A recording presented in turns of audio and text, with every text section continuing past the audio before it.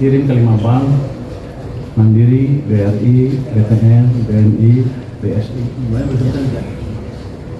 Di Mandiri itu kita taruh 55 triliun, BRI 55 triliun, BTN 25 triliun, BNI 55 triliun, BSI 10 triliun.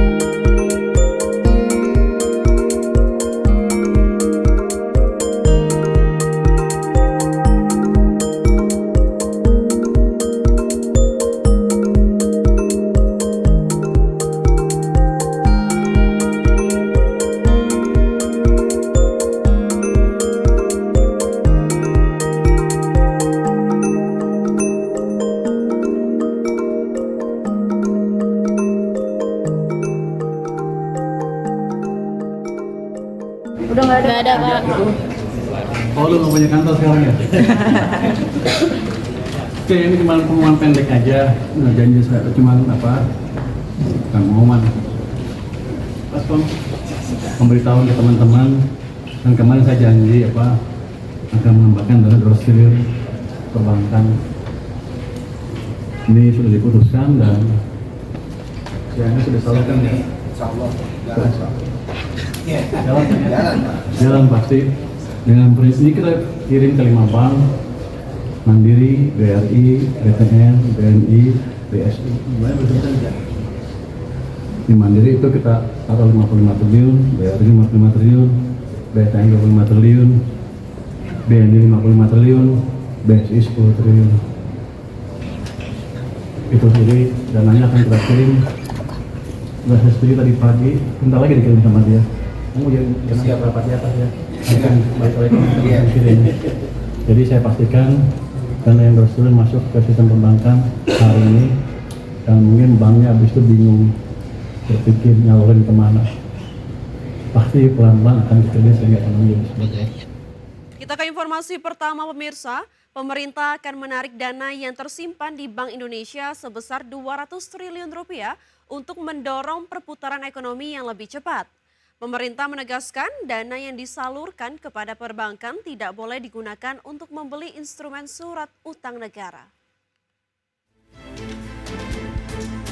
Pemerintah akan menarik dana yang selama ini tersimpan di Bank Indonesia sebesar 200 triliun rupiah dan dialihkan kepada perbankan. Langkah ini ditempuh untuk mendorong perputaran ekonomi yang lebih cepat. Menteri Keuangan Purubaya Yudi Sadewa menegaskan kebijakan pemindahan dana ke perbankan bukan dalam bentuk pinjaman, melainkan tambahan likuiditas agar bisa mendorong penyaluran kredit sehingga bisa menggerakkan perekonomian. Menurut Purubaya, nantinya dana yang disalurkan kepada perbankan tidak boleh digunakan untuk membeli instrumen surat utang negara. Pemerintah ingin peredaran uang benar-benar terjadi di masyarakat dan meningkatkan aktivitas perekonomian. Sistemnya bukan saya ngasih pinjam ke bank dan lain-lain. Ini seperti Anda naruh deposito di bank. Kira-kira gitu kasarnya. Nanti penyalurnya terserah bank. Tapi kalau saya pakai ya saya ambil. Tapi nanti diupayakan nanti penyalurannya ke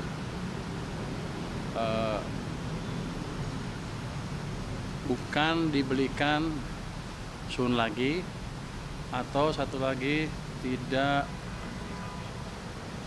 saya lupa, sun, dan kita minta ke BI tidak diserap uangnya. Jadi uangnya betul-betul ada di sistem perekonomian sehingga ekonominya bisa jalan.